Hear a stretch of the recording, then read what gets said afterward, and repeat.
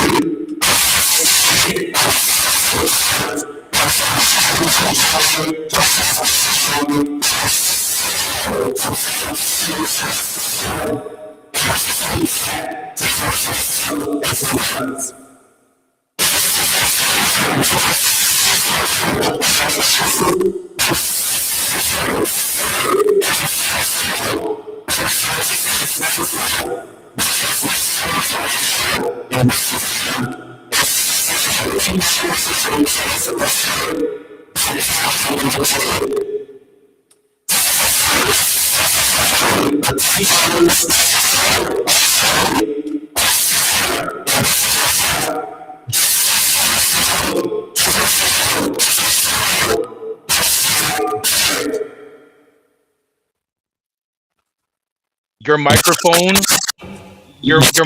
was making a lot of feedback noise. So I didn't hear anything you said, and neither did the people in chat. So it's very it's very staticky. Okay.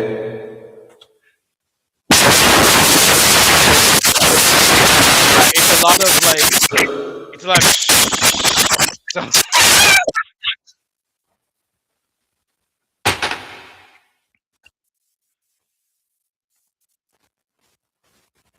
but for those who are in the chat, we don't know why. Yeah, it's just a little bit of feedback. So the wonderful introduction that you gave, no one heard it, but it's all good in the hood. It's technology, it's live streaming, it is what it is. So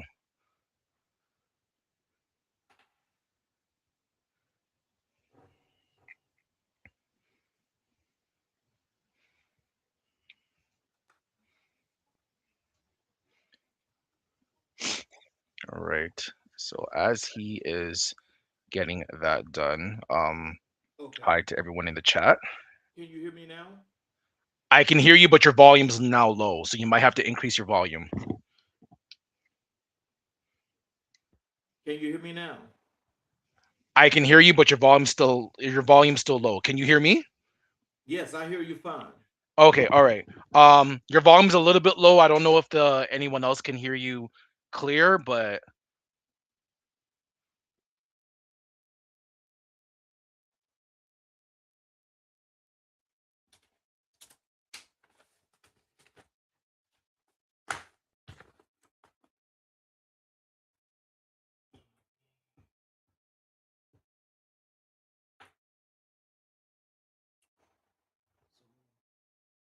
Let's just do this.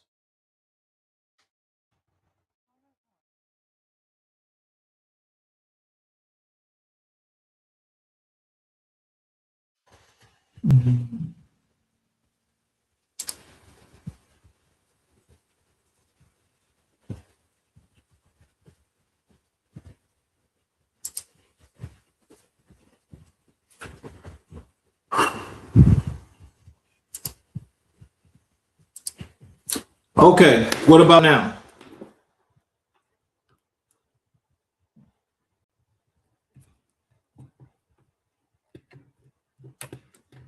So you can hear me now?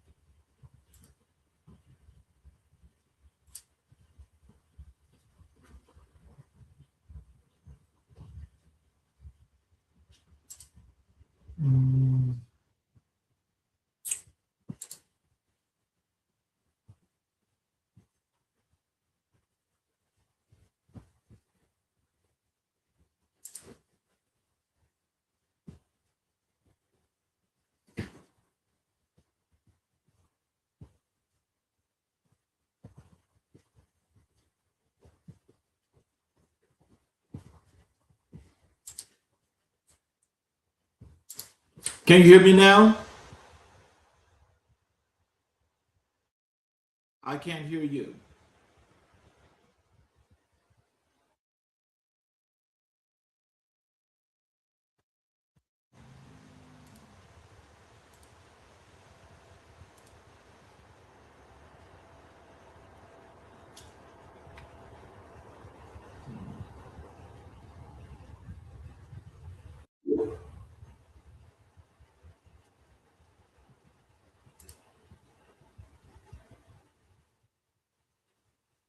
Mhm. Hmm.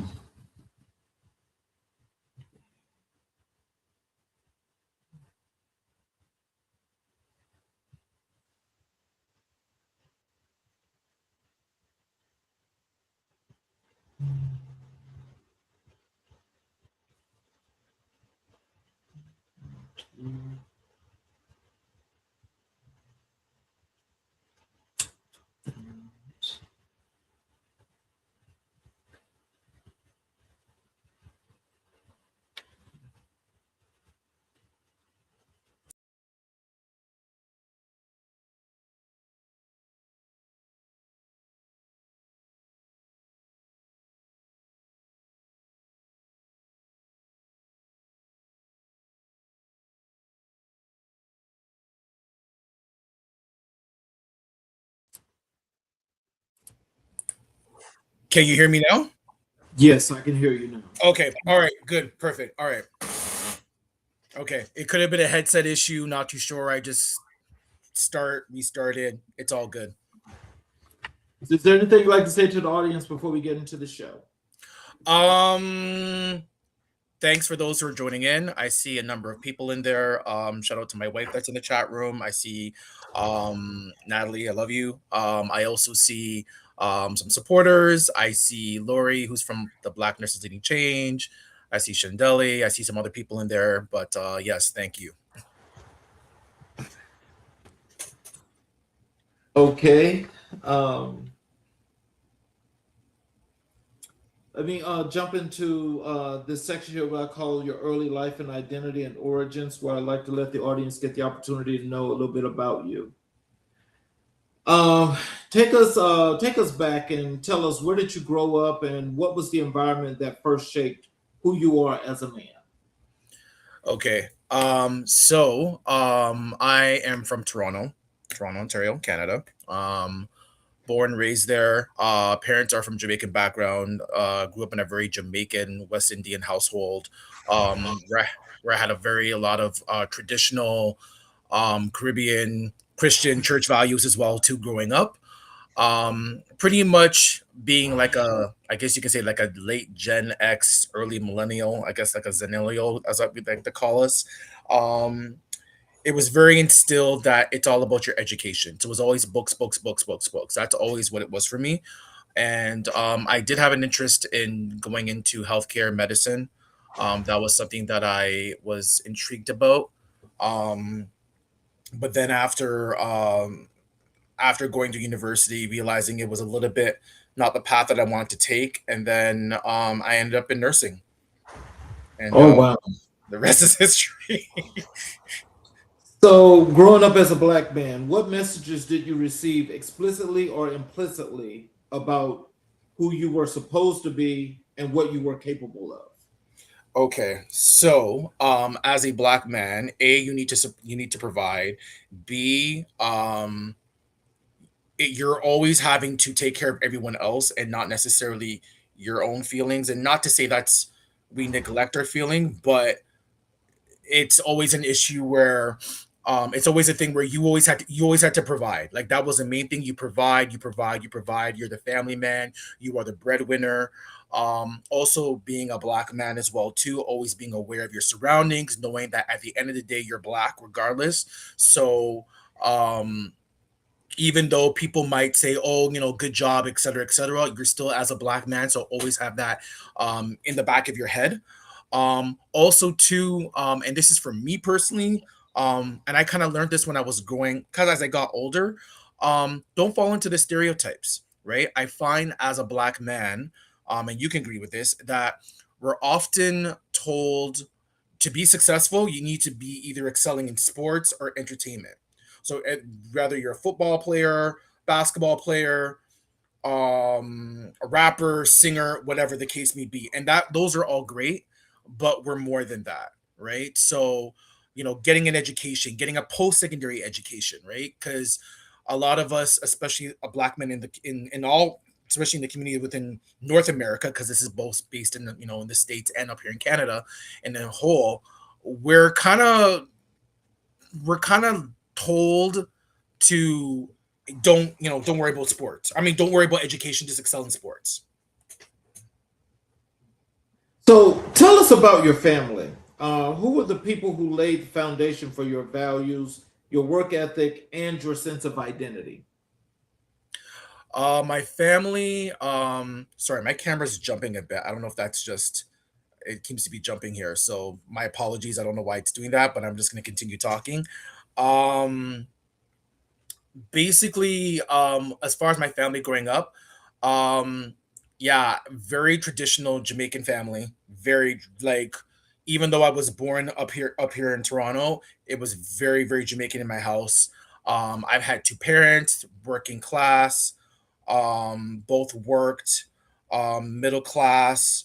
Um, Basically, as I said before, it was all about just education and trying to be the first one to be, who went to university and so forth. So it was education was always a big thing for me. So what was the purpose and premise of education? Was that part of your family foundation? Was that something that was just newfound for you? How did that work? Yeah, so pretty much because I mean, especially for my parents being like first generation, coming up here, it was very important that your children, in the case myself, because I was also taught I'm an only child, that education was always a key. You need to succeed.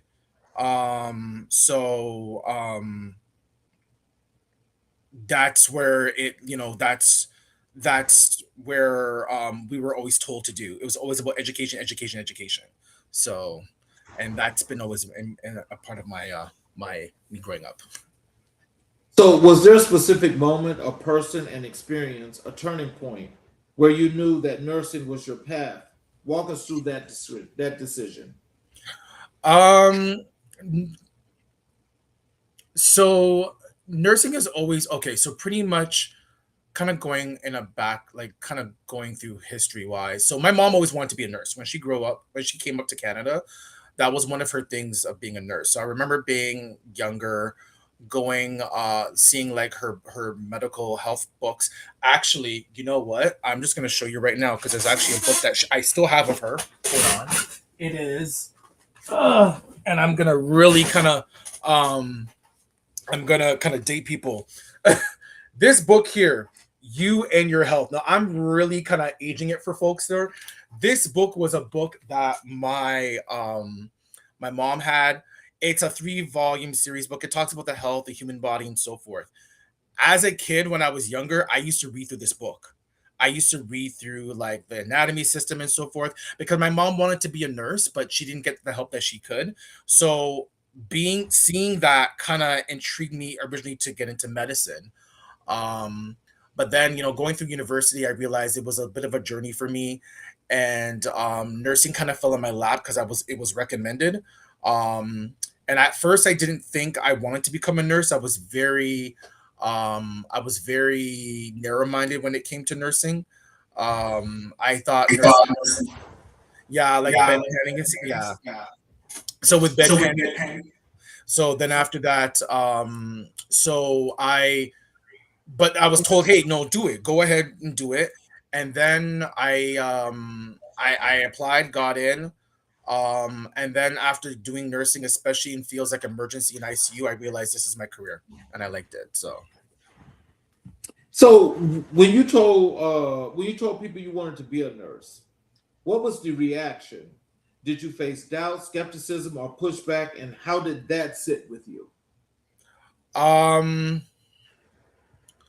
So I do have a family that has a number of nurses, but I will say there was disappointment, especially with my dad, because my dad at that point was already bragging to everyone that I would become a doctor. So when I had said no, I want to become a nurse, it was almost a little bit of disappointment. There was also a bit of narrow. When I say narrow-mindedness, it's just more of they just didn't know what a nurse is. Like nurse people think a nurse is just a bedside nurse, and they just go into they just do bedpan and they just clean people, but there's way more to that. um to the point where even like during my graduation, I mean, it was great that my mom was there and so forth and whatnot. But some family members were still like, you want to be a nurse? You're sure you want to be a nurse? Now, fast forward, especially after the pandemic, it um, it um, it changed a lot of minds. I'm just gonna check my camera for 1 sec. You can ask me a question. I'm just gonna turn it off and turn it on just to see if it works because I'm glitching for some reason. I see here. Well, I just want to say there's going here into the chat. Yeah, Here is this is from Valerie Russell. She's proud of you. Um, thank you. from Rodrigo, he says hola. Thank you very much. I'm just gonna switch here because I'm noticing I'm jumping here for some reason. So, but we can continue. No worries. Okay, and I'm not sure. I'm quite sure you know who this is. Someone said, "Hey, Peanut." Yep. This first generation Caribbean do not play about education and success. I love this topic as it can get toxic at times if they steer away from what the vision of the family for that individual. Um, I'm not sure who that is, but I think she's definitely right on for She that. is. No, she is. It's true. We're very like, and I do have a lot of my friends who are from West Indian background. Trust and believe. It's like it's all about books, it's all about school, it's all about education. There's always an ongoing joke with us growing up where it's like as soon as we have done something or we want to do something, the first thing that comes out of our parents' mouth is, did you read your books? Did you study your books? Did you read? Like that's always been an ongoing joke, but it's so true. We're all about education. We're all about, because we always, I guess, our our parents want to see us succeed, Mhm. that they never had the opportunities to do. So And here is from Jamal. Not all heroes wear capes.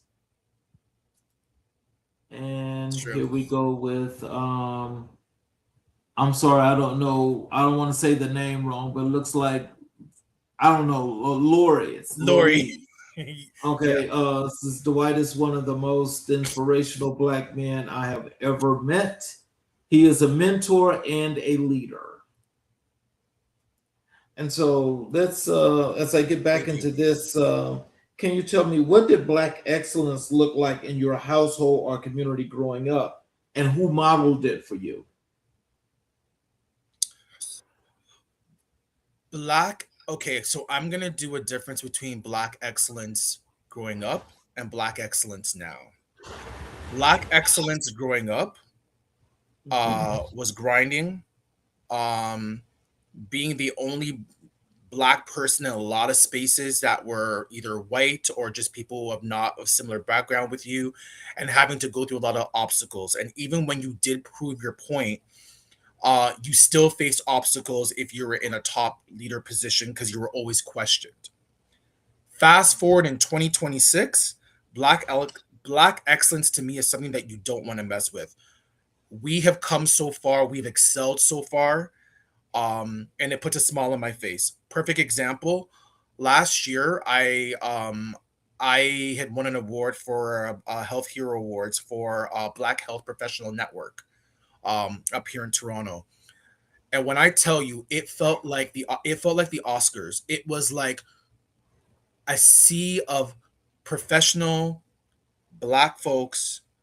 We're all dressed to the nines because we like to dress to the nines, and just seeing and hearing the excellence.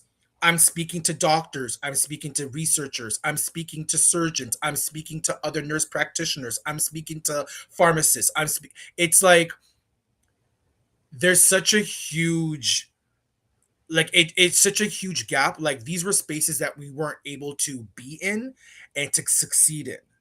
So for me, there's a difference. Like the black excellence back then was like a starting ground and a route for us to like step up to the ladder. And now we're in spaces where we got awards, we have events, we have galas. Like we're now in a position where we can celebrate our own success and we don't need someone else giving us the glory because it's deemed to be appropriate for them. No, I want to celebrate my success. I should be able to celebrate it with amongst my own peers, not with the approval of someone else, because that's what's supposed to be what success is. So yeah. So, how did your experience of race identity, culture shape the kind of caregiver and leader you eventually became? So one thing I will say, and this is also very true with a lot of Black healthcare professionals, is we go through a lot of racial um discrimination, believe it or not. Prime example, when I first started nursing, first of all, people immediately thought I was security. I would walk in and they would think I'm security or housekeeping. And I'm like, but I'm wearing a stethoscope. Right. How am I security, or how am I, or housekeeping? So there's number one, that. Number two, not only am I'm a a black man. Well, I'm a black person, period, in nursing, but then a man on top of that. So there's like a double. There's kind of like a double stereotype, or I guess against me. The stat that I always like to throw out is 10% of all nurses are men, and out of that 10%, only an additional 10% are black. So really and truly, we represent 1% of the whole nursing population. So that's like a double stack against us. So you always have to prove yourself. Now, yes, sometimes I do get the, oh, you're the doctor and so forth. I do get that sometimes, but most of the time it's either I'm either security or I am housekeeping. And I'm always having to prove myself to be like, hey, I actually know what I'm talking about. Right. So that's something that I've always had to navigate. I'm in now in a situation where that's not so much the case because I've proved myself. But for anyone who's starting, it's something that you go through, and it's sad because I shouldn't have to prove myself that I know what I'm talking about. Even being in positions where I was a charge nurse, I still got questioned. I still got, does he really know what he's talking about? Well, yeah, because if I didn't, I wouldn't be in the position of leadership that I am. So, So, were there formative experiences in your life, in your early life, perhaps like a health crisis, a community loss, a moment of witnessing care given or denied that drew you toward the healing profession? um, there's a number of factors. Um, I mean, that alone could be like a 3-hour podcast, but I'll give you one example. The prime one for me is sickle cell patients. Um, I know people who personally have sickle cell. Um, and seeing what they have gone through the healthcare system, people just automatically think that, oh, they're just drug seeking. Sickle cell is not about that. Sickle cell is a very painful crisis. Um, and I've dealt with a lot of sickle cell patients, and actually dealing with them themselves, and also because a lot of them are black.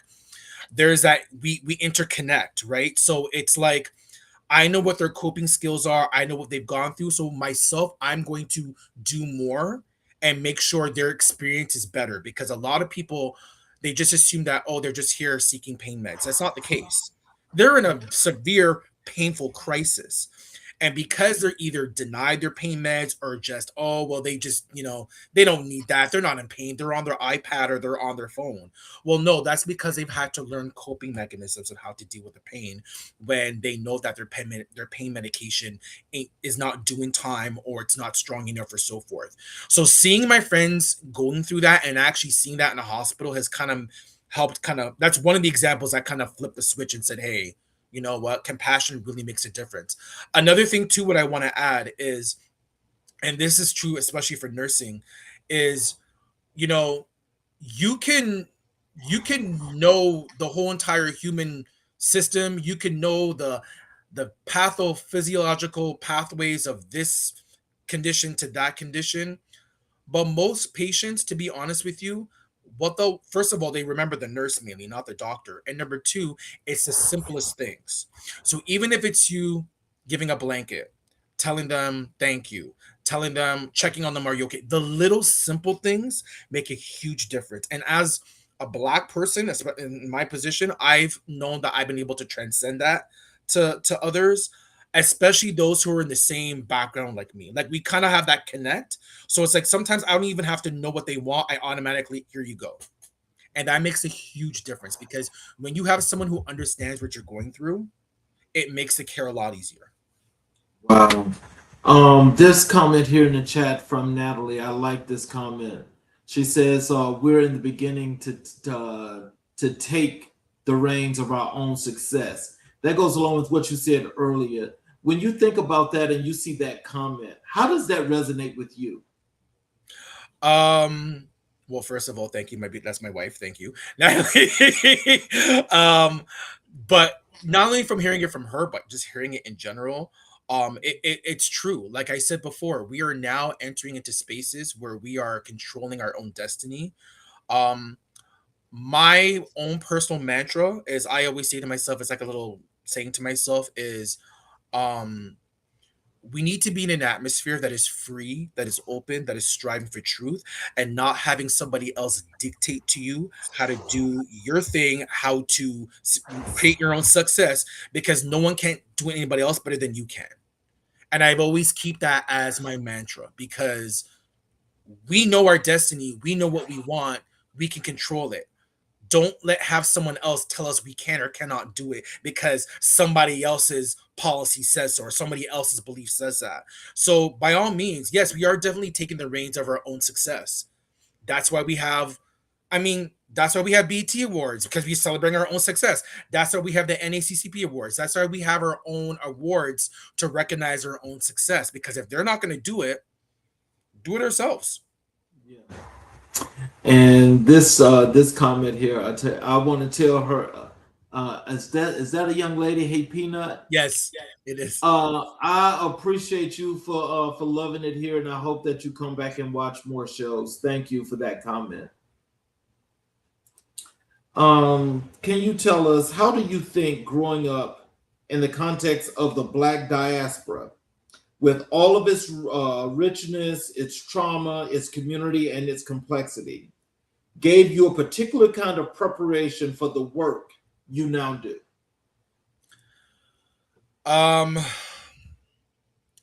Again, there's so many aspects to this question. I will say this. Everything that's happening currently, and we can even just talk about in the last 3 months with like criminal cases that's going on. You guys know what I'm talking about. It really makes you as a black person, especially as a black man, think of what can you do to either try to change the opinion or make it seem like those stereotypes are not true.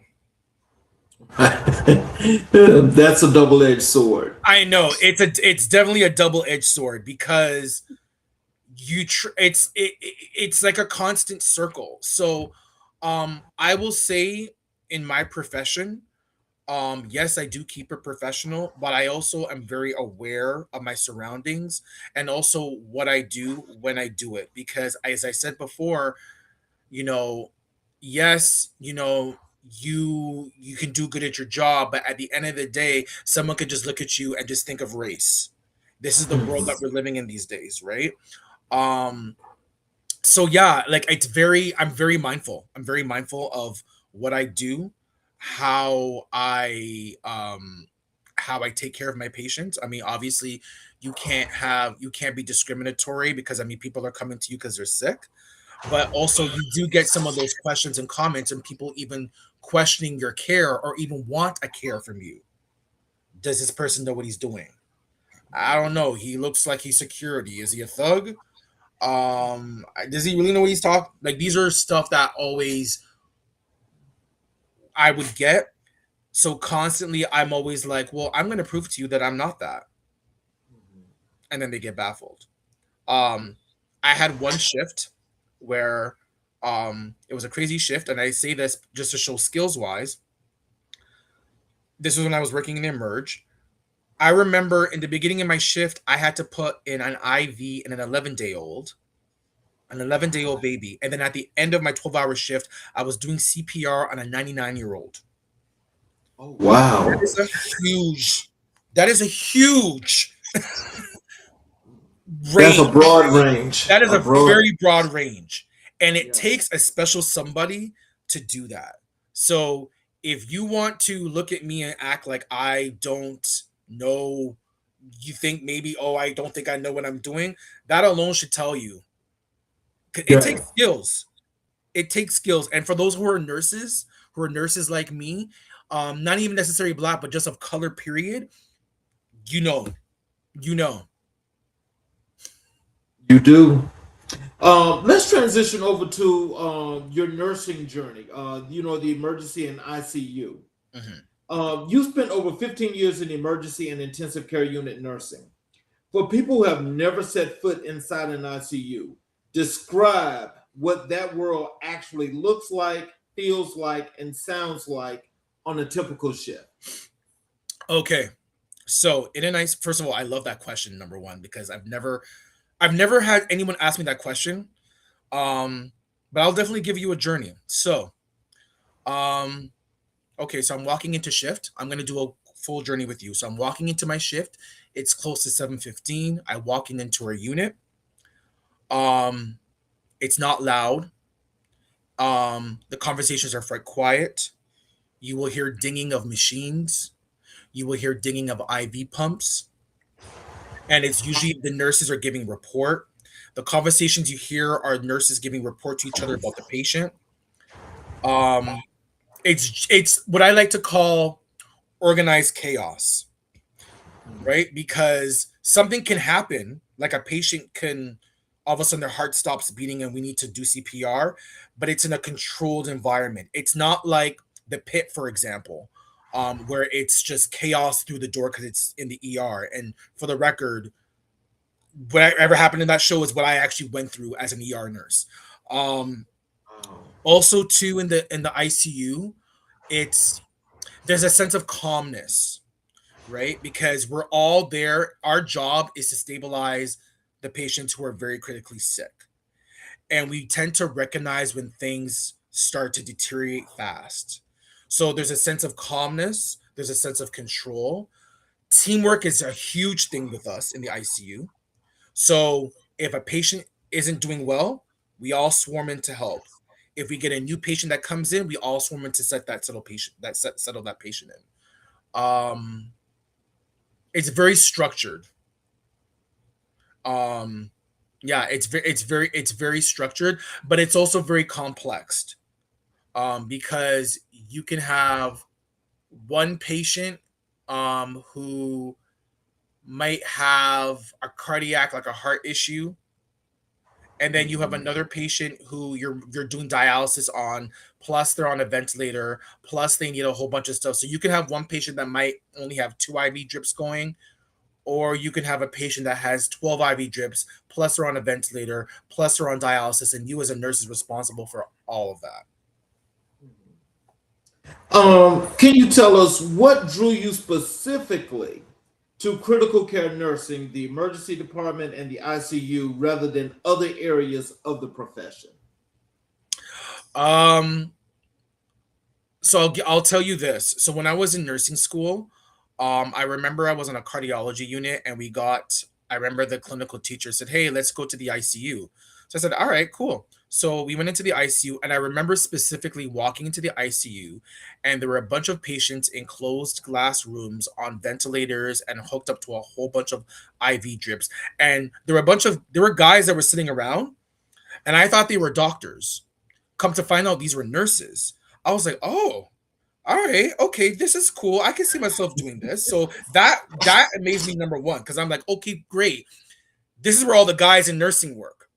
Right. And then I got a job it's something called an externship. So an extern is pretty much like a nursing student, but who works in whatever area, like whatever department, and they're basically like a nursing assistant.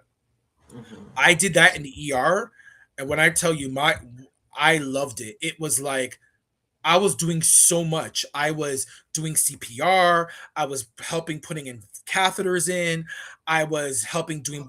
I felt like I was a true nurse, and the unpredictableness that was my that was me. I love that. Mind you, this is when I was younger. Now I'm older. Ain't nobody got time for that. Ain't nobody got time for that. But when I was younger, oh, someone coming in and EMS is doing CPR, give me that. That was my joy. Oh, there's someone who needs this medication and there's like they having a gastrointestinal. Give me that. I love the unpredictable stuff. The drunk patients, the mental. Give me all of that. I loved all of that. So then I applied and then I got in working in Emerge, and I was in Emerge for like a good 10 years. And then the pandemic hit, and that changed the whole perspective. And I just said, yeah, I'm kind of done with this now. But yeah, that kind of drove me. But Emerge in critical care, and that's where you'll find a lot of guys who are in nursing. You'll usually find them either in Emerge, um, ICU, or psych. Those tend to be our main areas that you'll find a lot of guys in nursing. You'll find guys in other areas as well too, but we just tend to navigate to that area because we love the action, we love the complexity. Like it's yeah. Well, it sounds like critical care is definitely a place for you because it seems like you are a quick thinker. Because those situations would require you to be able to think, move, and make things happen. Yeah, Is that a natural thing for you? it is. I like to call myself ADHD slash OCD, and the reason why I say that is because when I'm in a merge, it's like I'm like squirrel, where, like I'll just go to it. Now in the ICU, there's an OCD thing where you like your lines labeled, the patient needs to look good, the bed needs to be made. So I can switch between the two. And I just love, yeah, it's a lot of it too is it's a lot about critical care thinking, right? It's a lot about your job as a nurse. And again, this goes to impact because again, as a black man, you kind of sometimes have to prove yourself this. You have to sometimes, not sometimes, you always have to think 10 steps ahead. So if you see your patient has this condition, you need to predict, okay, what happens if this happens? What happens if this happens? Then I need to do this. But if this happens, this is going to happen. So therefore, I need to do this. So it's like you have a whole backup plan. And as a nurse, you already know, okay, this is going to happen. I'm predicting this might happen. So let me just put this in check so this doesn't happen. So, and that takes skill. It's something you're not going to learn overnight. It takes skill, and it takes nursing like to learn that over the years. Wow. So look, without don't tell us your sensitive or security information here, but have you ever had a situation to where you have been involved with, a case that you had to really get deep into to help to save a life? If so, how was that and how did that make you feel? Okay, so I have multiple stories. I'm gonna save this particular one, um, just because it did happen in the summertime. And usually when I tell this story, it tells people, wow, as a nurse, kudos to you. So this was almost 10 years ago. It was a hot summer. Surprisingly enough, it was in July, and I was working a night shift, and this was the emerge, and there was a major car accident that had happened. There was a family, I think of like four or five, I forget. They were turning somewhere, and I believe it was an intoxicated driver hit their car. The parents got sent to one hospital. One of the kids got sent to the other hospital, but two of the younger kids, I don't think they were wearing seatbelts, and they got ejected out of the car. So they landed. So they were there, and as a last ditch effort, because the paramedics kind of already knew things weren't the greatest, they were sent to our hospital. So I was in one of the rooms. I was in one of the recess rooms that had the older child, and then right beside it, there was another room that had a younger child. So we're literally running, and now it's their codes, right? So there's code blue, which means for an adult, their heart stops, but there's a code pink, and that's for kids. Okay, so we're running two code pinks at the same time. And there's myself, the merge doctor, the RT, the pediatrician, the peds nurses, and I forget who else in one room, and then the same amount, like another nurse and so forth, whatever in the other room. Like it's a whole team. Um, both kids didn't make it. And what was very heart wrenching was police was there, the paramedics there, they were crying. What kind of got to me was the father who was at another he was another hospital. He, I guess, found out that his one of his kids was at this hospital. So he signed himself AMA, he left the hospital, came to our hospital, rushed in, and his younger child had passed away, and he basically crawled into the stretcher and was hugging his dead child. Oh my God. When I tell you, first of all, it was quiet. You can hear a pin drip, and the emotional breakdown that happened. There were nurses who I had looked up to who had been nursing for 20 years plus, who were like gurgur, like strong like bull, like they were crying. The charge nurses were crying. The police officers were crying. The paramedics were crying. It got to the point where we had to get a social worker. We had a therapy dog. But the saddest part was right after all that happened, we had to turn around and take care of the rest of our patients. So there was no debrief. I mean, there was a debrief, but and this is the thing with nursing. You deal with a horrific case, and then you literally just have to be like, all right, we deal with that. Let's go back on to Mr. Smith, who has chest pain, or Mr. Johnson, who's got such and such, or this young, like, and as a nurse, the problem is that a lot of us have these built up PTSDs, and then all of a sudden it just explodes, which I think is why the pandemic was pretty much open Pandora's box. It was like you had nurses who were seeing death on a daily basis. During the pandemic, I was working in emerge and ICU at the same time. So I was seeing it at both ends. I was seeing patients coming in who were about to die, and then I would go to my part-time job in the ICU where I'd see patients literally on their deathbed. So emotionally, it's taxing. It is. Oh, that's a whole lot. I got a nice comment here for you. Here, I'll put it on the screen. This young lady says it's so refreshing and gives you such a sense of relief when you see a person of color in healthcare. Your health condition is automatically believed and not doubted because of your skin color. Yeah. Wow. Have you heard that a lot? Yeah. Yeah. You again, you're always having to prove yourself. And I mean, even though up here in Toronto we're very multicultural, it's still the same, right? It's still the same, right? Because you'll have other cultures who may not trust you, right? So you have to. So it's like, you know what I'm saying. So it's like there's internal racism within own different racial backgrounds, if that makes any sense. So no, that comment definitely holds true to that. So thank you, Lori.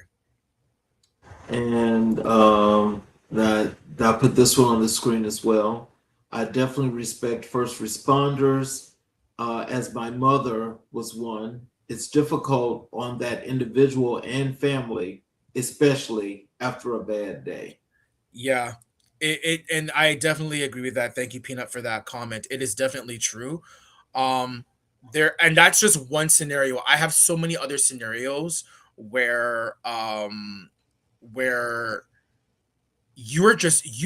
amount of stuff that as a nurse goes through, it is like I sometimes think to myself, I'm like, how am I able to, like, the stuff that we're exposed to is just outstanding. Like it's just mind-boggling, right? But that's just, you have to have a passion for that. That's why I always say you need to be passionate in what you do. If you're not passionate, it's gonna show in your work. It's gonna show in your care, right? So Well, thank you, Thank you, Natalie, for the comment. I'll put it on the screen. So you've got great questions. You're keeping my husband on his toes. Thank you for that. I appreciate that. A lot of work has to go into doing that. I'll tell you that. she's saying that because she's saying that because I guess because I'm so used to, like, I can just kind of rhyme stuff off my head. So she's just like, I finally met my match. I think that's what she's saying. And here's a comment here for you. She's calling you. I'll put it on the screen. Calling you. You're a rock star. Thank you. I appreciate that. That's what a gadget girl. I think is who that is. That gadget. And I'll put this one on the screen for you as well. How do you stay focused after the first responders leave and not get emotional during these intense moments? That's a question for you. So I will say for me, one of my therapies is the gym. Um I go to the gym and I work out, put my headset on, I listen to a bunch of 90s and 2000s R&B, hip hop, dancehall, soca, and I'm good. I'm to the world, like, don't, I zoom out. Um Church has been another big thing for me. And again, shout out to my beautiful wife, Natalie, for this. I mean, I grew up in church, but not as active as I was now. Over the last couple of years, I realized I needed a spiritual reset.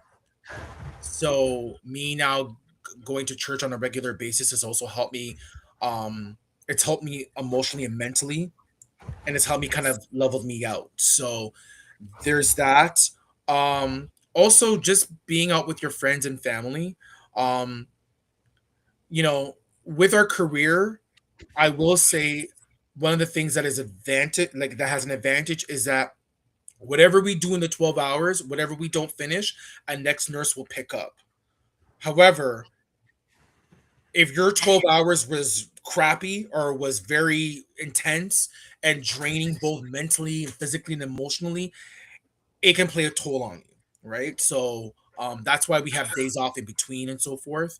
But yeah, those are my personal stuff. I'll watch TV, I'll watch YouTube videos and stuff. I'll watch other YouTube content creators to kind of keep my mind busy.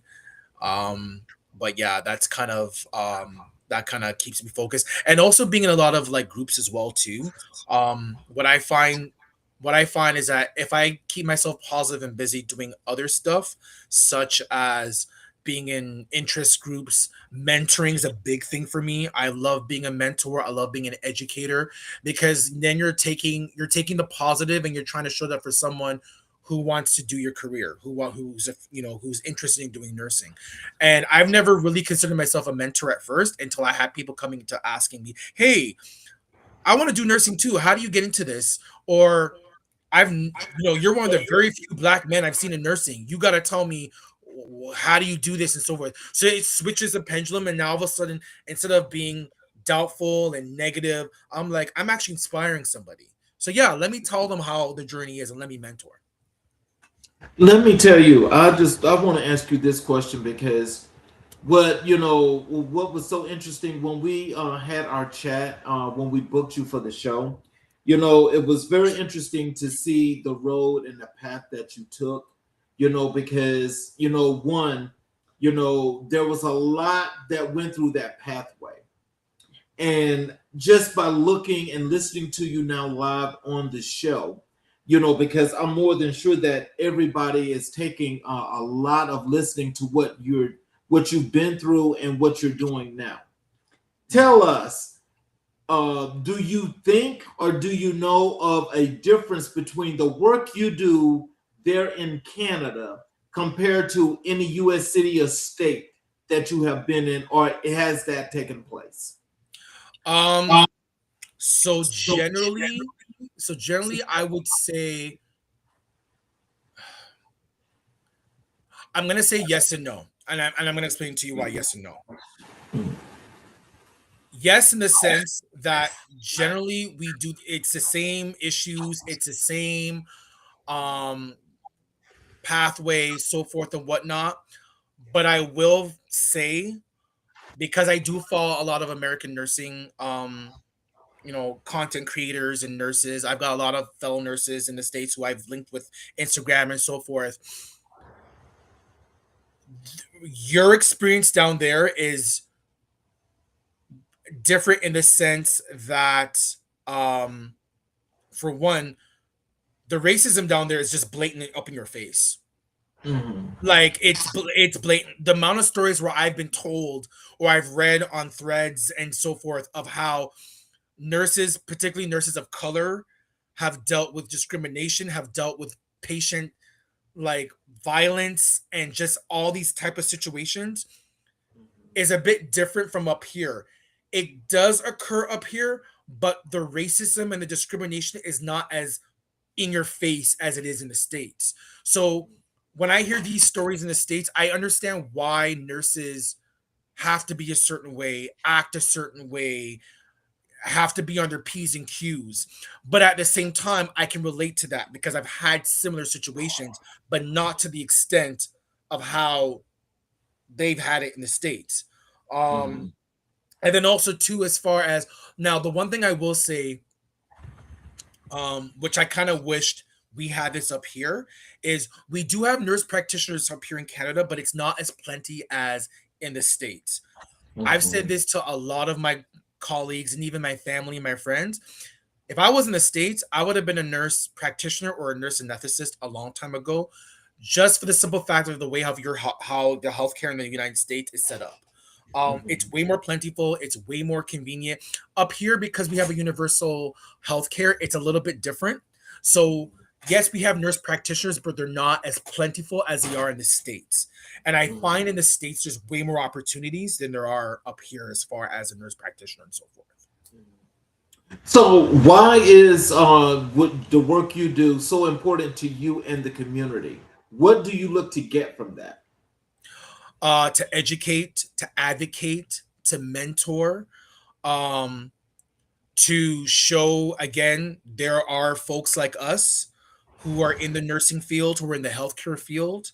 Also to and again I'm going to stress on advocate because different cultures and different upbringings respond differently to trauma and to pain, right? So this whole idea that black folks can tolerate more pain than others. No. If and especially for black women and especially for black maternity health, that is such a huge factor Yes. because a lot of maternity health, and especially in black women, gets missed, gets misunderstood, um, and we need to change that, right? So for me, advocating, for me, understanding, for me being a voice, but also kind of, teaching colleagues and stuff and saying, hey, you know what? Maybe this may not be the case. Maybe we can look at this, right? So yeah, that's kind of helped me. But again, also just being a mentor as well, because like I said before, um, I hearing someone say, "Hey, you know what? You've inspired me," does so much to me. It actually humbles me a lot because I don't really consider myself a mentor. But then when people hear what you do, and they're like, "Wait, bro, you've got 2 degrees." Plus, you're doing your master's. Plus, you're doing this and this and this and this, and you're an educator, and you teach, and you're a family man. Like you're not the typical, 40 something gold, that does all this stuff. And I'm like, thanks. So let's talk a little bit about your education, academia, and Humber College. Tell us about your role at Humber College and what do you teach? Who are your students? And what does a typical week in the classroom look like for you? Okay, so I'm at that college. So I'm in the nursing and PSW program, so personal support worker program. I started off there as a clinical instructor. So I had nursing students in their third and fourth year. Um, I would do clinical with them. And I'd be maybe anywhere between like 6 to 10 or 12 students. Then after that, I was approached to teach PSWs, like lecture them. So I said, okay. So I started doing that, which was an interesting journey. And I say interesting journey because even though the material itself to me is basic, the students coming in to do this, I have to remind myself they know nothing about healthcare. So sometimes even the basic stuff you need to kind of go over. But it's been rewarding. Um, it's also been quite interesting because I'm also doing my master's at the same time. So teaching and being a student, I can kind of see it in both perspectives. I will also say, yo, the use of the chat GBT and AI is that's a thing. A lot of students are using that, and at first I was very against it, but I understand why it's used. I embrace it, but as long as you're using it um for its good intention and not just being lazy. Like if you have already done a paper on a particular topic, but you want ChatGPT to say like, "Hey, can you just kind of polish it or edit it or whatnot?" Or give me a direction, that's fine. But if you literally go into ChatGPT and say, "Hey, write me a 10-page essay on blah blah blah blah blah," then no, that that ain't acceptable. Um, but yeah, that's my teaching journey. I love it, and that's I also realized me being a teacher. Um, I love seeing students learn from me, connecting the ideas and succeeding, and that's where that kind of feeds the whole thing of like, you know what, I do like teaching and being a mentor. So yeah. So, in teaching and thinking about your class and your students in general and as a whole, what do you like to get from your students, and what do you like? What do you want to instill in your students when it comes to the medical profession and what they should be doing? So particularly with my nursing students, um, I will specifically tell them and say, hey, always ask questions. Don't act like you know everything. Don't be afraid to say, I'm not familiar with this procedure. Can you please review this with me? Because what you don't want to do is act like you know what you're doing. And then when you come to do the procedure now and something goes wrong, then it becomes your fault. So that's the number one thing I always say. Number two, um, I'm going to use the abbreviation CYB. And what CYB means, cover your behind.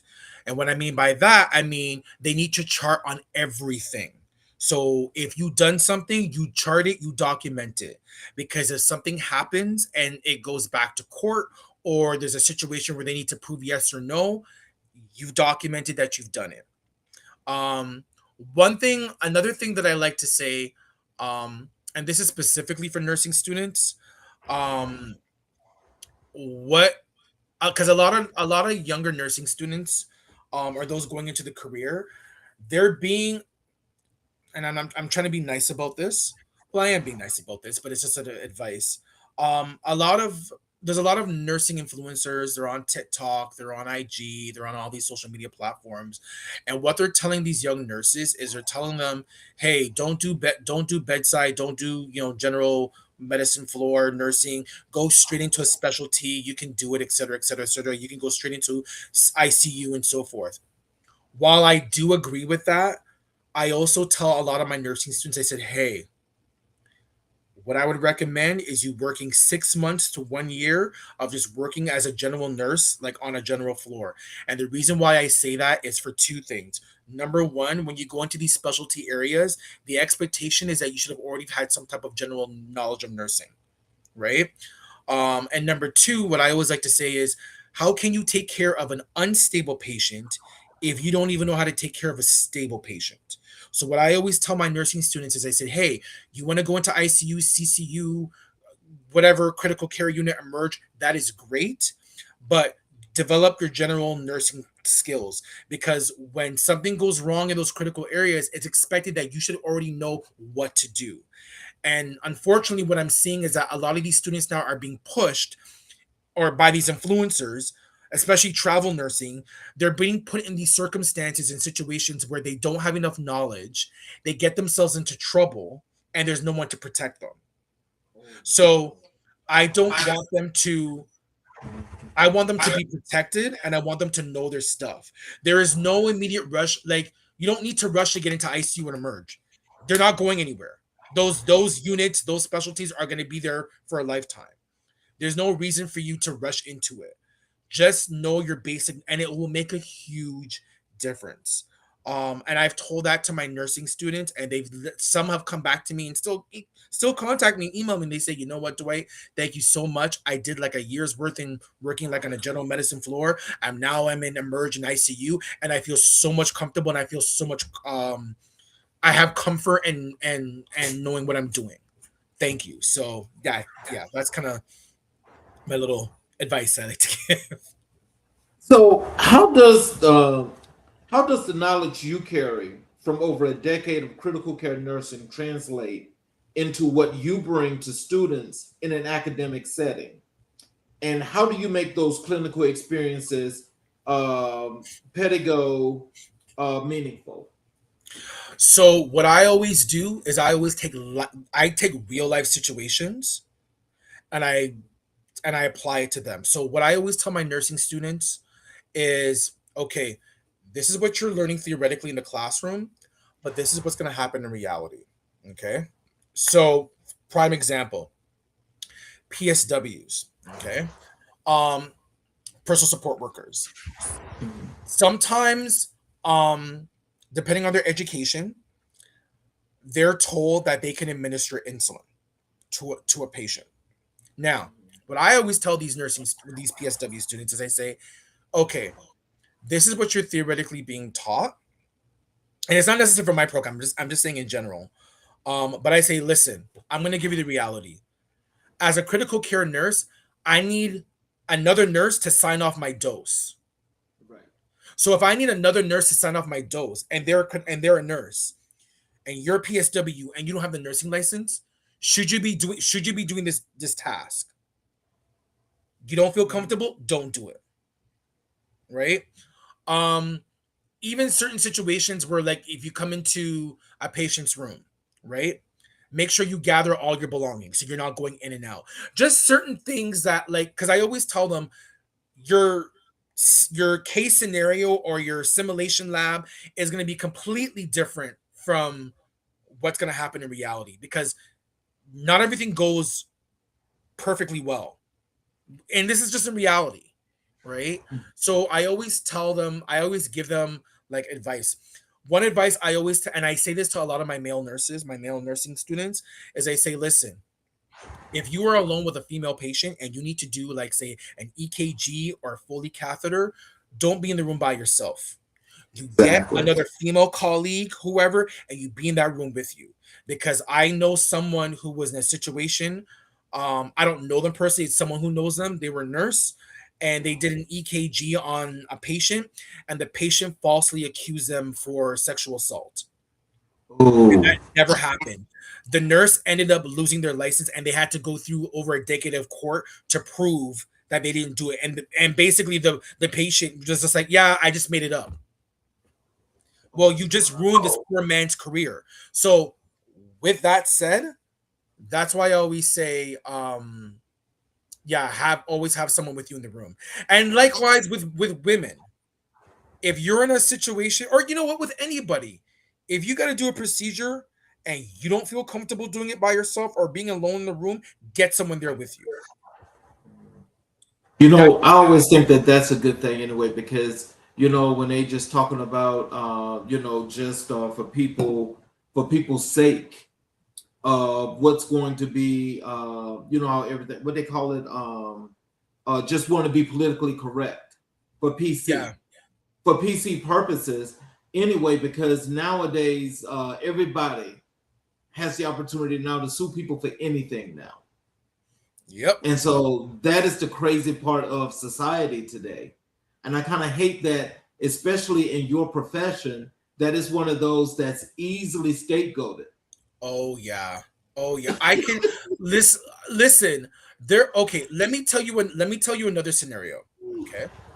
Um and this is not even nurse related, but it kind of is, because part of my master's that I'm trying to focus on is workplace violence against healthcare staff, and my goal is there should be some type of legislation or law where if you assault a nurse, a doctor, a housekeeper, whoever, charges need to be pressed because I'm sure you can't go into McDonald's and act a fool. You'll get charged. So why is it accepted in the hospital? So prime example, there was a patient who I'm not going to say department. I'm going to keep it very generic. There was a patient who obviously was intoxicated, was acting very irrational, and they left their room and they went straight to the nursing station, and there was an I don't know if they were a physiotherapist or some other healthcare worker that was working there, and this patient immediately put this person in a chokehold, was trying to choke this person to death. Oh So God. everyone's trying to like free this person off, and there just so happened to be an orderly that was there. The orderly um tried, clear the situation, tried to protect the patient. This patient ended up punching the orderly. The orderly, as a reflex, punched the patient back because they punched them. So they punched him back. The orderly got suspended. The That's orderly got crazy. suspended. And then the patient got, all this stuff. And for all my healthcare workers and nurses, you've heard this time and time again. One of the questions that we always get, and it's a joke, it's a meme joke, but it's so true, is we always get asked, well, what could you have done to prevent the situation from getting worse? No, I'm sorry, baby, but that's funny. No, but it's true. It is so true. And a lot of, especially nurses, we're so tired of hearing that because it's just like, this person tried to unalive me. I Right. defended myself. But now you're going to turn around and ask, what could you have done to prevent from the situation? Wow. And that's where a lot of healthcare workers get, one of the reasons why we get burnt out, and also too why we feel vulnerable, because if we protect ourselves, we get in trouble. If we don't protect ourselves, we still get in trouble. So, and I'm just seeing one of the comments. Lori made a great point. 75% of nurses will be assaulted by patients or visitors during their careers, and those stats are removed in ER and psych nurses from those statistics. Yeah, because in psych and emerge, trust and believe. I can listen. The amount of patient violence that occurs, it's ridiculous. It's to the point now where, like, and this is where I mentor when it comes to like emerge nursing and stuff like that. Sometimes I have to tell nursing students or nurses who are starting off, I said, listen, at the end of the day, you need to protect yourself. If you see someone acting crazy or acting like a fool, make sure you have the stuff that are in there to protect yourself. If it's medications, if it's security, whatever that you need to do. Because at the end of the day, it's your license and you need to protect yourself. But yeah, it's crazy. It's absolutely crazy. And some of these patients and visitors, they will test you. I'm not saying all, okay? I just want to make a record for that. I'm not blaming all patients and visitors. I don't want someone saying, oh, he said there's a percentage. There's a small percentage.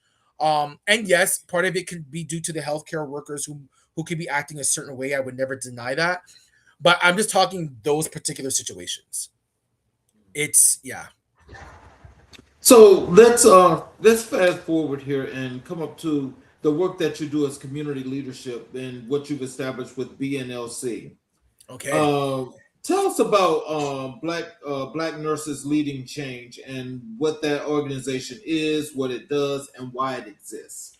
Okay, so Black Nurses Leading Change it's an interest group formed by there's a group in Ontario, with a province Ontario here. It's called the Registered Nurses Association of Ontario. So pretty much the purpose of Black Nurses Leading Change, it came up, or it started out right in the pandemic. And it was created because we noticed that as Black nurses and Black healthcare workers, that we needed a voice. We needed to show that there was particular issues that do impact us, and we needed representation. So this is pretty much how the group started. Myself, I'm the communications executive network officer in that group. So my job is pretty much, I help with newsletters, we organize events and so forth. Myself, I've done a lot. I've been in the group for I think 4 years. I can't even count, but we are like a happy family. Shout out to Lori, who's in the chat. She's actually the chair. There's also Donna, who's our political she's our political E&O. Actually, no, Donna's actually our social media. We're looking for a political E&O right now. We've got Daria, who's our financial. We've got um, Kiwana, who is our membership. We've got James, who's our student. We had Nicole, who was our social media, but she's our member of large. We have Danya, who was our she's our vice president. She used to be the president. Um, I feel like there's more people. There shouldn't be more, but if I forgot, I'm so sorry. But yeah, that group has made so much changes. We've done a lot. Myself, I actually started a web series called Black Men in Nursing. So I started that, and it's like we do the podcast like every couple of months, and it's myself and a couple of Black nurses who I know. Shout out to Akeem, Jordan, Jason, and myself. We are all Black nurses, and we talk about different topics. So we talk about education, we talk about discrimination, we talk about mental health, because these are all factors that impact us. And it's been great because as Black men in nursing, a lot of people don't realize, oh shoot, we never realized that was an issue for you. Prime example, when there's an aggressive patient. I can tell you right now, if I'm on the floor, everyone's looking at me like I'm Hulk Hogan or I'm like The Rock. All right, D, deal with this. I'm sorry, I'm not security. Why are y'all looking at me? Or the question or can you help lift this 300-pound patient? Okay, I can do that, but can I ask you a question? If I wasn't here, who would help you? Crickets. Right? So that's so those are stuff that we talk about. But yeah, with Black Nurse Leading Change, we've done really well. We partners with different groups. We mentoring young students. But we're doing a lot. Like it's a group that I love a lot, and we've created so much connections. Mm. So, as communications engagement and networking officer for BNLC, what does your role actually entail day to day, and what are you most focused on building within the organization right now? So mainly for me as a communication E&O, that's just a short term. So there's newsletters that come out.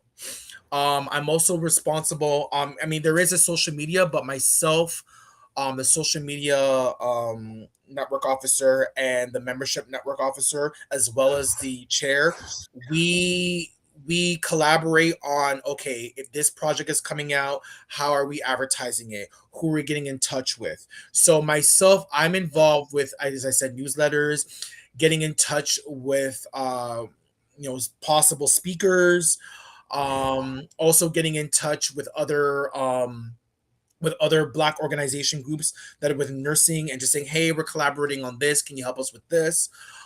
So there's that. Those are just some of the stuff that we're involved with, and just helping, just getting our voice out there, right? And I think also too, again, it's great that as a guy too.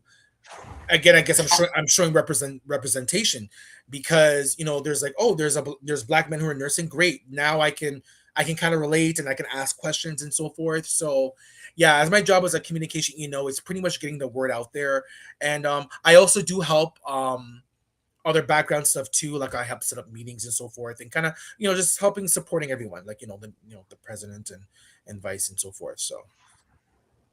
So, what is the state of Black nursing leadership in Canada today, and where are the strengths and where are the gaps that organizations like BNLC are working to fill?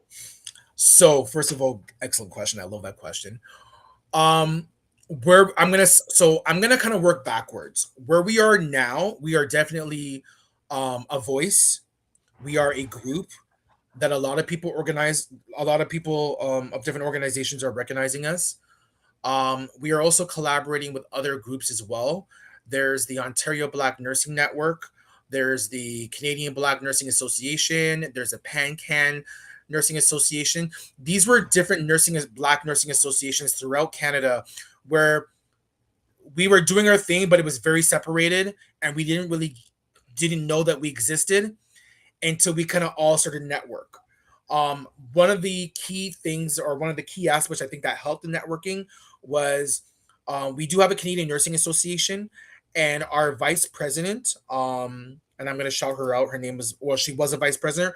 Her name was Bukola Salami.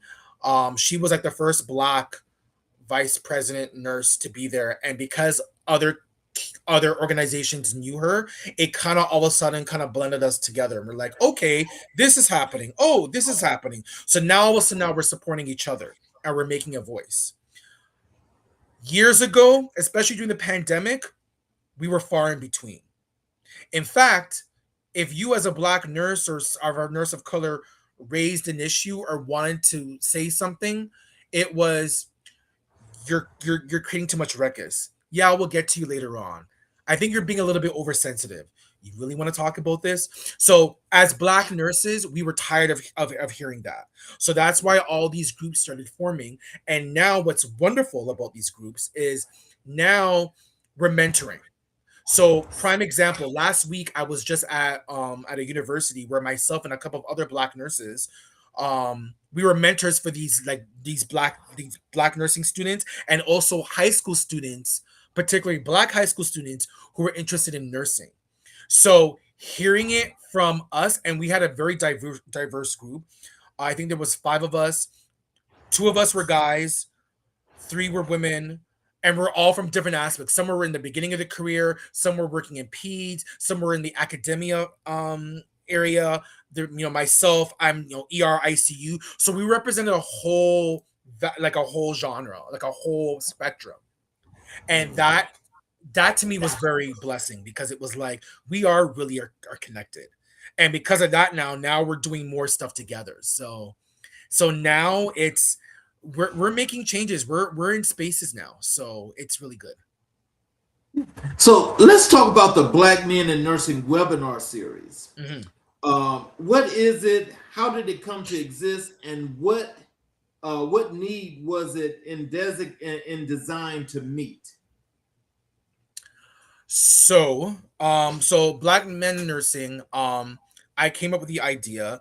What ended up happening was, so in the Black Nurses Leading Change group, we were talking about different webinars, because what we do is that we do host a number of webinars throughout the year. And one of the things that I've always said to myself was, there's not enough representation of Black men in nursing. And if there are representation, it's always looked in a bad way. There's always stereotypes. We're womanizers. We're this. We're that. We're blah blah blah blah blah. And I was like, you know what? I want to change that narrative. Um, we do exist. So what ended up happening was I ended up linking up, and again, shout out to Akeem, Jason, and Jordan, because they're normally on my podcast, or webinar. I reached out to them, knew them through LinkedIn, knew them from different associations and meetings. I said, hey, you know what? I'm gonna start this webinar. Are you interested? And they're like, yeah, sure. And then also when I presented it to Black Nurses Leading Change, they loved the idea. They absolutely loved the idea, to the point where it actually kind of birthed into a documentary, which is almost done. It's Black Men in Nursing. Shout out to Lori, because she's working on that. So that kind of went into that documentary. So from that, I said, you know what? Let me do the webinar, see how it goes. And we did the first webinar, and it was a success. We had a lot of people who liked it, and then I said, all right, so maybe we should continue this. And a lot of people have said, you should do this webinar on a regular basis. I would like to. Time wise, right now, the way how my life is right now, I kind of have a lot going right now. So I would like to, but not on such a frequent basis. And also, too, the guys who I do the podcast, they're also busy as well too. Like one of them is doing their PhD, one of them just graduated doing their masters. We all have family lives, so forth. So it's just trying to find that perfect time that we can do it. But yeah, I've been doing it, and I love it. I love showing the world that we do exist. We know what we're doing. We're intelligent, and we can do just as great care as anyone else. You know, I'm going to suggest this to you guys. I think that if you had more people that were able to actually fill in at that time, to continue that good work, because I think as you guys continue to add to that, if you got long gaps in between, then it kind of like it throws you off a little bit. Yeah, it does, but also, You I know, mean, you know, I'm gonna say this: I'm a very busy man, busy in a good way, but I also know that takes time and commitment, and it I know does. at the present time I'm not like I've got. I mean, I'm still trying to finish my third book that I'm trying to write. You know what I'm saying? Like, there's so many different things that I'm doing, so that's why I kind of space it out. I think once, especially when my master's is finished and things kind of settle down, that I'll probably will try to do it on a regular basis. But no, I do appreciate that advice, and I know that it requires a commitment. So, what has the response been from Black male nurses who have participated in or tuned into the webinar series? What are they telling you about what it means to them to have that space? Sorry, repeat that again. You cut that out. Sorry. What has the response been from Black male nurses who have participated in or tuned into the webinar series? What are they telling you about what it means to them to have that space? Um, I've been told that one of my first messages I got was "Thank you, bruh." Literally, I thank you, bruh. That was a message from someone. They said, "Thank you for being a voice.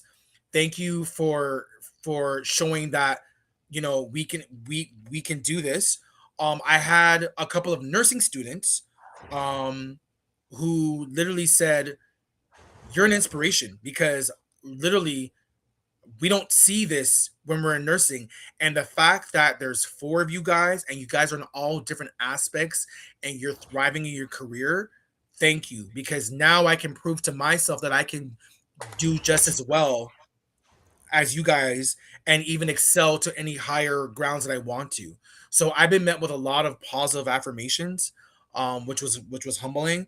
I even remember one time we did a podcast, like we did one of the webinars, and there was actually someone, I think he was from Tennessee, I forget. He called in and he was like, "Kudos to you guys for doing this because it's great that there's a webinar series and so forth." And it's funny because I laughed and I said, "But you guys in the States have," I find in the States there are a lot of support systems for Black men in nursing, not so much in Canada. But he said, "Yeah, but it's not like, it's not as intense. You guys don't talk about the topics like you do. It's just kind of like, hey, we're Black men, we're nursing, and let's just post a bunch of memes and so forth." I said, "Oh, well." We don't do that. So but yeah, it's been inspiring. And like I said, like, if I can help change someone's either mind to do nursing or help them navigate through any struggles that they had through that I can go through and help them overcome that, then I've done my job. Leslie, let's get into the this Black History moment because we discussed this prior to the show. I asked you who were the most influential people in your life and career. You told me it was Dr. Martin Luther King Jr. and Marcus Garvey in your life, and Dr. J. Douglas Salmon and Mary C. Cole in your career. When we talk about Dr. Martin Luther King, can you tell us, Dr. King spoke of the fierce urgency of now, the moral imperative to act in the present moment for justice, not someday. How does that philosophy show up in the daily choices you make as a nurse, an educator, and a community leader? Okay, just repeat that. I have a thought in my head. Just repeat that question one more time, just to make sure I'm answering that correctly, because these are really good questions. How does that philosophy show up in the daily choices you make as a nurse, an educator, and a community leader? If I can summarize that in one word,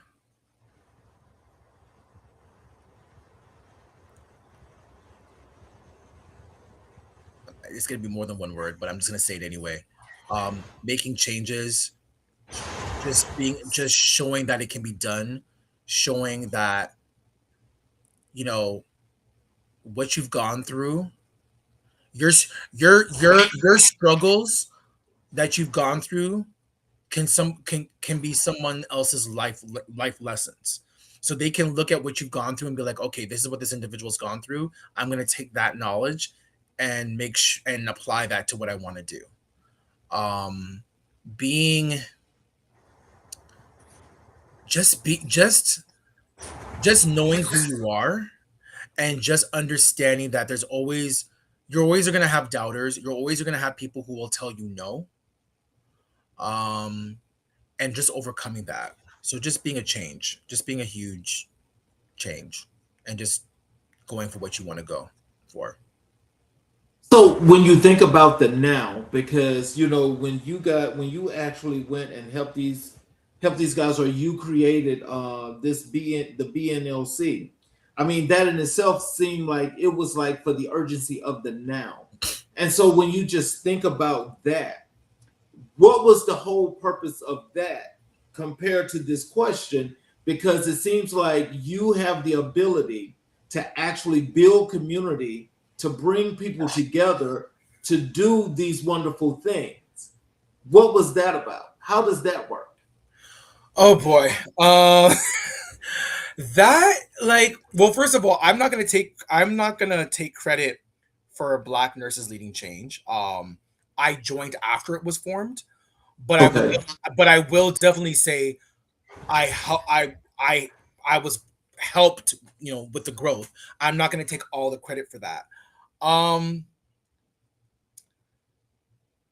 I just yeah, I find these, you know what? It's very humbling for me because you're forcing me to actually answer questions, and I'm supposed to gloat about myself. I don't like doing this, so I love these questions because it's like now I have to be egotistical, and I'm usually not that type of an egotistical person, but now you're kind of forcing that out of me. I gotta strut myself now. So, um,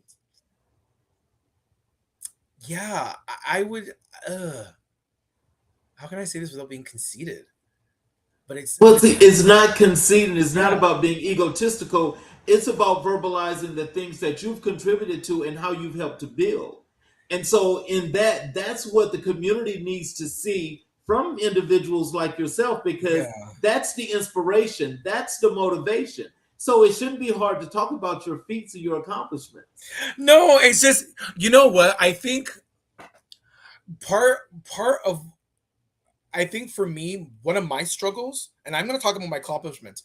Part of my struggle is that I'm so not used to talking about myself and Right. talking about what I want to do because I'm so busy taking care of other people's needs, doing other stuff. So for me to actually reflect on what I've done and what I made a change, I have to sit back and be like, wait a minute, I've done, but where do I start? But and how do I don't sound how like not sounding egotistical? But with that said, what I've done, obviously teaching, mentoring, um, I've, you know, I'm the interest groups, being a face, doing a webinar, being involved in like different different organizations, events.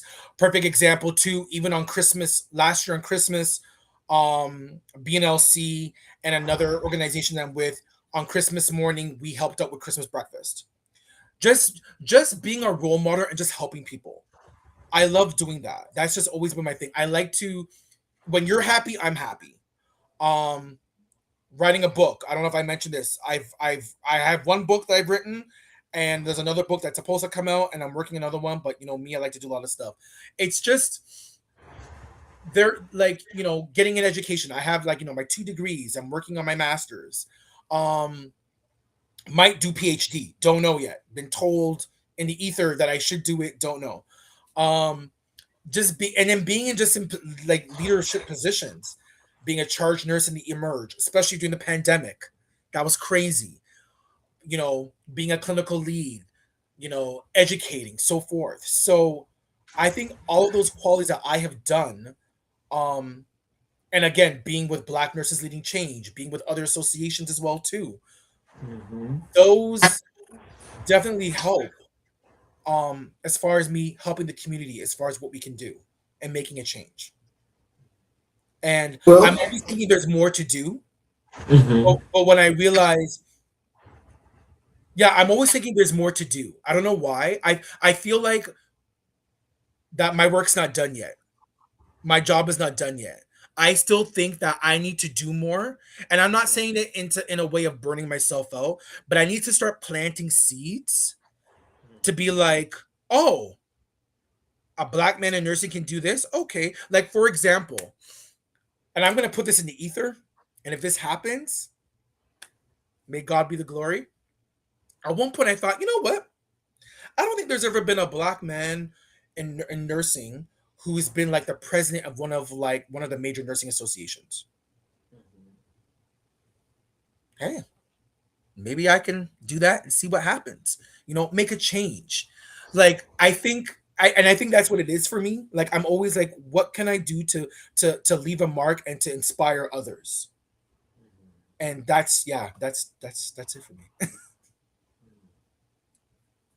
Well, Dr. King also understood that health equity was inseparable from civil rights. He called healthcare disparities a form of injustice. How do you carry that framework into your advocacy work today?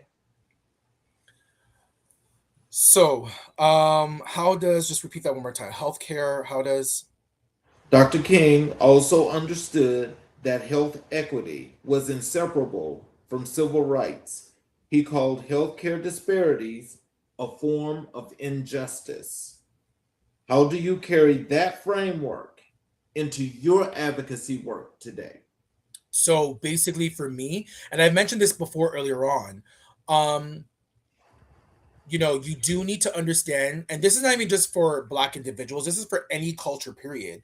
You need to understand that A, everyone has a different upbringing, and B, their wellness, their healthcare stuff that they do is a bit different. So you need to recognize that and also advocate for that, right? So, and also, not everyone is going to show the same symptoms, or not everyone has a voice to say that they have a problem.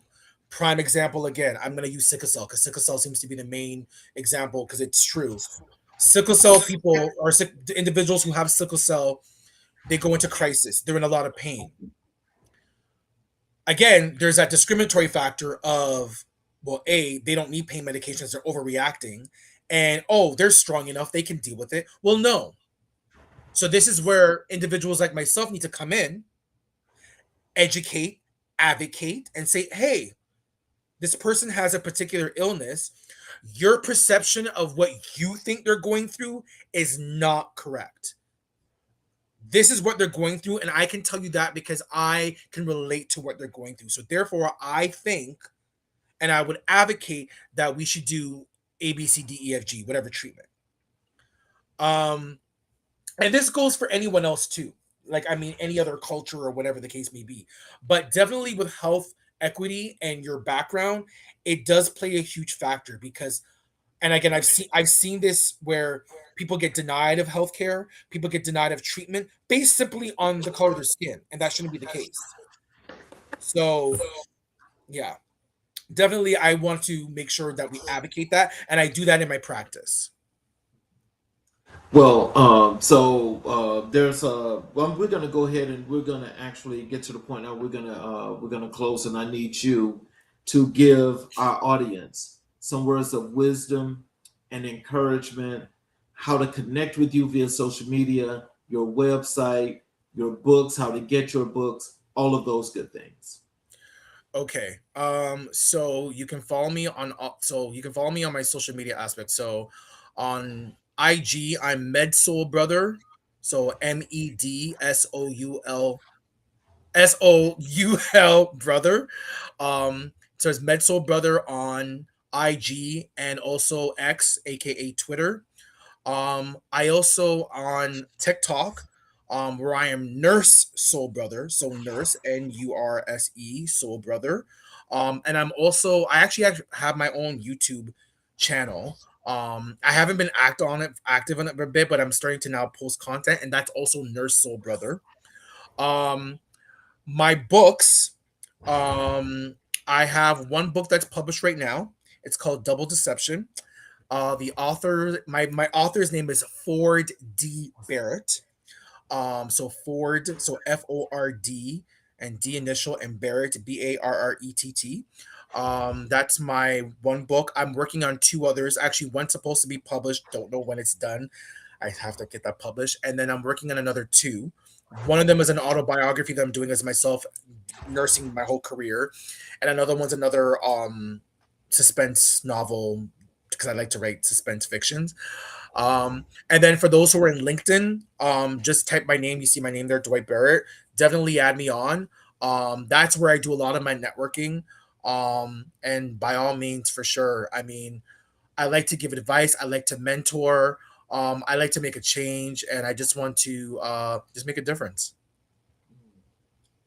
Well, I want to thank you for being here. There's a whole lot of stuff that we didn't actually get the opportunity to cover, and I'd love to have you back Sure. because this was very enlightening. And I've got to say, there's a lot that I learned, especially thinking about the system here in America and how you actually function and operate there in Canada.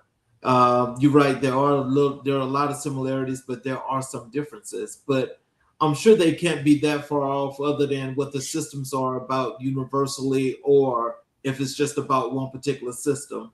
But still, in all, there's a lot of commonalities. I appreciate that. And so, as I close the show, I'm going to close the show with this monologue. But before I close, I want to ask if you could stick around for a few minutes after I close the show. And I want to say this to the audience before I close. And that is for those of you that are watching on all of our channels, especially our YouTube channels.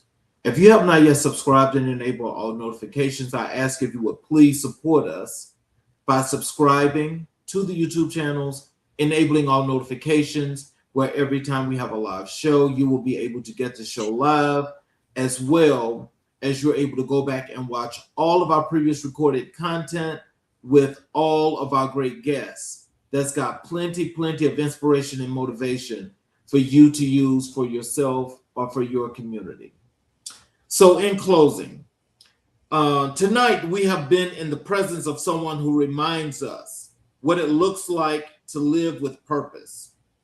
We have heard from a man who walks into the most critical moments of human life, not to observe, but to serve, who stands in the classroom not to lecture, but to build, who sits at the desk not to escape, but to tell the truth, who shows up for community not when it is convenient, but because he understands that his gifts were never just for him. Dwight Barrett, thank you.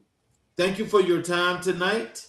But more than that, thank you for your life's work, for every patient you have cared for in those ICU beds when the world felt impossible, for every student who has sat in front of you and seen, maybe for the first time, that someone who looks like them can lead in medicine, for every Black male nurse who turned on a webinar screen and finally felt seen, for every reader who will open Double Deception and find something of themselves inside those pages.